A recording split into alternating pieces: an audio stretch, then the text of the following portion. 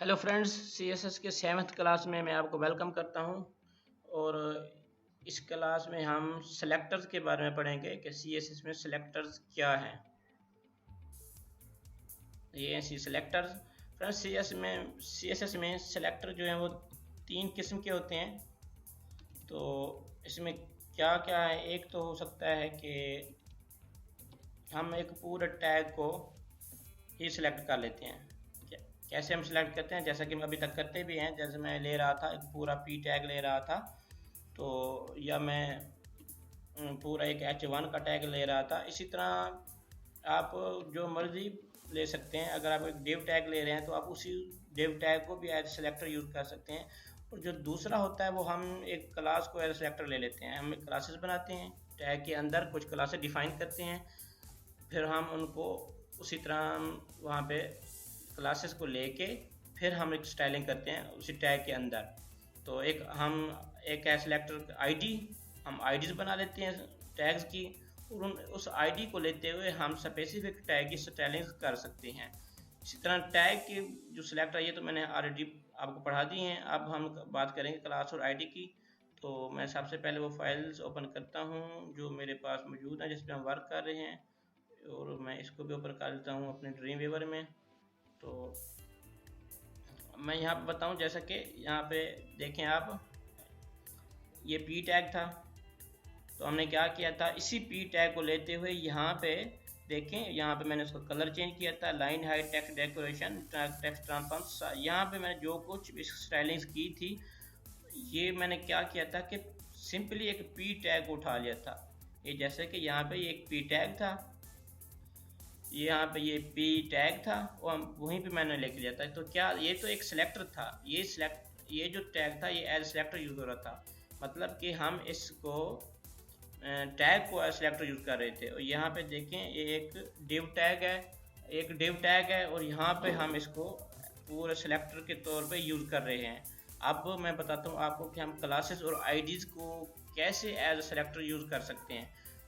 सबसे पहले हम बात कर लेते हैं H1 के अंदर। H1 के अंदर मैं एक क्लास बनाता हूँ। तो किस तरह होती है, एक क्लास लिखते होते हैं, क्लास का कीवर्ड लिखते हैं, क्लास इक्वल का साइन, उसके बाद डबल कोटेशन, और इसके अंदर आप कुछ भी लिख दें। आप इसके अंदर कुछ भी डिफाइन कर दें, वो आप क्लास के नेम रख लें। मैं लिख लेता हूँ क्लास ABC। ये मेरा क्लास ABC बन गया। तो मैं अब क्या करूँगा, मैं जब जब इस क्लास को एक्सेस करूँगा तो कैसे होगी, वही जब क्लास आप लिखते हैं तो डॉट ऑपरेटर से एक्सेस होती है। ये डॉट डॉट लगा के उसके बाद मैं क्लास का नेम लिखूँगा, क्योंकि ये मैंने क्लास लिखा है इसलिए यहाँ पे मैं लिखूँगा डॉट। और अब जो ABC है तो मैं क्या करूँगा, यहाँ पे लिखूँगा ABC। ये मैं लिखने वाला हूँ यहाँ पे ABC, क्योंकि जो क्लास का नेम है मैं वही लिखूँगा ABC। अब मैं जो रिफ़्रेश करता हूँ, आप देखें हमारे ब्राउज़र पे कोई फ़र्क भी नहीं होगा। देखें आप, मैं अपने ब्राउज़र में इसको, ये देखें सेम वही, कोई फ़र्क नहीं पड़ा। पहले मैंने वहाँ पे H1 लिया हुआ था, लेकिन अब मैंने क्या लिया, अब मैंने एक क्लास को बना के वहाँ पे कॉल किया है डॉट ABC।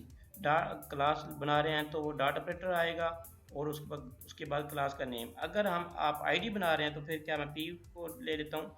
अगर आप आईडी बना रहे हैं, आईडी का कीवर्ड लिखना है, इक्वल का साइन लिखना है, उसके बाद डबल कोटेशन के अंदर आपने आईडी डिफाइन कर दें क्या देते हैं। मैं यहाँ पे वही आईडी लिख देता हूँ ABC। अब क्या होगा, आईडी को जब मैं कॉल करूँगा उसके लिए मैं पहले हैश का साइन, उसके बाद आईडी का नेम, आईडी क्या थी ABC। अब मैं जब रिफ्रेश करता हूँ ब्राउज़र को, आप देखना कोई फ़र्क भी नहीं पड़ेगा। ये देखें, हालांकि ABC सेम है। ये देखें यहाँ पे मैंने आईडी भी ABC लिखी है और क्लास भी ABC लिखी है, लेकिन इसने क्यों चेंज नहीं की। ये जो क्लास थी इसको हम कॉल करते हैं डॉट ऑपरेटर से, ये डॉट, उसके बाद क्लास का नेम, उसके बाद जो आईडी होती है हम उसको करते हैं हैश से, आईडी, उसके बाद मैं लगाता हूँ ये हैश, उसके बाद फिर ये आईडी का नेम। अगर आप यहाँ पे चेंज कर दें इसको आईडी, तो मैं लिख देता हूँ यहाँ CDE लिख देता हूँ। अब आप देखना क्या होगा, हालांकि मैंने यहाँ पे आईडी CDE लिखी है और वहाँ पे मैंने कुछ और लिखा है, यहाँ पे मैंने हैश ABC लिखी हुई है। तो अब क्या होगा, वो एक्सेस नहीं करेगा। ये देखें, ये जो है इस पर कोई स्टाइलिंग यूज़ नहीं हो रही है, सिंपली HTML के ज़रिए यहाँ पे शो हो रहा है। और यहाँ पे क्योंकि हमने हैश लिखा हुआ था, अगर आप यहाँ पे पी टैग लिख देते हैं तो फिर भी ये कर जाएगा। आप देखें मैंने पी टैग लिखा है और यहाँ पे देखें वो फिर कर गया है। अब बात ये है कि क्लास और आईडी का क्या फ़ायदा है। फ़ायदा क्या है मैं अभी आपको बताता हूँ। ये मैं इसको कॉपी करता हूँ यहाँ पे और इसके नीचे पेस्ट कर देता हूँ और मैं इसकी आईडी को हटा देता हूँ यहाँ से और सेव कर लेता हूँ, या मैं इस तरह करता हूँ इसकी आईडी कुछ और रख लेता हूँ। उसकी CDE है, मैं इसकी रख लेता हूँ EFG रख लेता हूँ, सेव करता हूँ। इसकी जो आईडी थी मेरी, वो मैं आईडी को हमेशा हैश से लिखते हैं, CDE। ठीक है, अब मैं इसको रिफ़्रेश करता हूँ अपने पेज को, क्या होगा देखें। ये जो हमारी एक न्यू क्लास आई है, यहाँ पे सॉरी न्यू वर्ड आया है, कुछ टेक्स्ट लिखा हुआ, ये मैंने जो यहाँ पे लिखा था ये वो आया है। अब आप एक चीज़ गौर करें, ये भी हमारा पी टैग है, ये भी पी टैग है। लेकिन मैं जो स्टाइलिंग करना चाह रहा था वो मैं सिर्फ इसी को ले रहा था जिसकी आईडी CDE है, तो उसने क्या किया है, सिर्फ उसी को ही लिया है जिसकी आईडी CDE है। या यहाँ पे देख लें, आईडी CDE मैंने ली हुई थी हैश से करके, उसके बाद मैंने इसकी स्टाइलिंग की है, बिल्कुल सेम है, वो भी पी टैग में है, वो भी पी टैग में है। लेकिन हुआ क्या है, कुछ भी उसने उसको एक्सेस नहीं किया। यहाँ पे सिंपली HTML से जो बाय डिफ़ॉल्ट टेक्स्ट आता है वही टेक्स्ट आ रहा है। अगर मैं यहाँ पे ले लेता हूँ P, अगर मैं यहाँ पे P ले लेता हूँ, अब आपको पता चलेगा कि टैग आईडी सेलेक्टर का क्या फ़ायदा है। ये मैं जो रिफ्रेश करता हूँ, ये देखें, मैंने P यहाँ पे लिया है और यहाँ पे ये भी पी टैग है, ये भी पी टैग है। आईडी बेशक डिफरेंट है दोनों की, लेकिन मैंने पूरे टैग को उठा के यहाँ पे इसकी स्टाइलिंग कर दिया है। तो उसने क्या किया है, उसने इन दोनों की स्टाइलिंग सेम कर दिया है, क्योंकि जितने भी टैग्स होंगे, अगर आप टैग देंगे तो उसी टैग की सारी स्टाइलिंग सेम हो जाएगी। हालांकि मैं ये नहीं चाहता कि जो मेरा ये जो सेकंड जो पी टैग है इसकी स्टाइलिंग हो। तो इससे बचने के लिए हम क्लास ये आईडी डिफाइन करते हैं। तो इसीलिए अगर मैं फिर आपको बताता हूँ कि मैं यहाँ पे लिखूँगा हैश CDE, तो क्या होगा कि अब देखना कि यहाँ पे ये जो है ये चेंज हो जाएगा। तो ये देखें, ये चेंज हो गया है। इसी तरह आप इस पर कोई डिफरेंट स्टाइल यूज़ कर सकते हैं। कैसे, मैं इसी को कॉपी कर लेता हूँ टाइम सेव करने के लिए और नीचे पेस्ट कर देता हूँ। ये क्या हो गया है यहाँ पे जी, हमारी यहाँ पे एक क्लोजिंग ब्रैकेट्स आएगी और नीचे भी शायद, हाँ जी नीचे आई हुई है ब्रैकेट। तो अब ये है CDE है, उसकी मैंने क्या रखी हुई है आईडी, उसकी मैंने रखी थी EFG आईडी। इसकी मैं रख लेता हूँ वहाँ पे यहाँ पे लिख लेता हूँ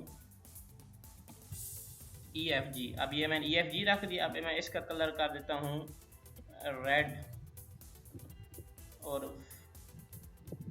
फॉन्ट साइज इसका कहाँ गया, इसका मैं लिखता हूँ फॉन्ट साइज 25 पिक्सल कर देता हूँ। अब आप देखें टैग सेम ही है, दोनों का टैग सेम है पी टैग, लेकिन सिर्फ आईडीज़ की वजह से दोनों में मैंने डिफरेंट स्टाइलिंग की है। ये जो मैंने यहाँ पे की है CDE की, वो ग्रीन और 20 पिक्सल में है, ग्रीन और 20 पिक्सल में है। यहाँ पे जो मैंने किया है वो रेड और 25 पिक्सल में आई, लेकिन बाकी स्टाइलिंग सेम है। तो ये है आईडी क्लास और टैग सिलेक्टर। तो अब हम जब भी आगे कोई काम करेंगे तो हम कुछ क्लासेस और आईडीज़ डिफाइन करके उन पे ही वर्क करेंगे। तो इसलिए मैंने सोचा था कि आपको मैं ये पहले ही बता दूं। तो उम्मीद है आपको ये आईडीज़ और सेलेक्टर, आईडी क्लास या टैग सेलेक्टर के बारे में समझ आ गई होगी। तो मिलते हैं हम अगली क्लास में, अभी के लिए अल्लाह हाफिज़।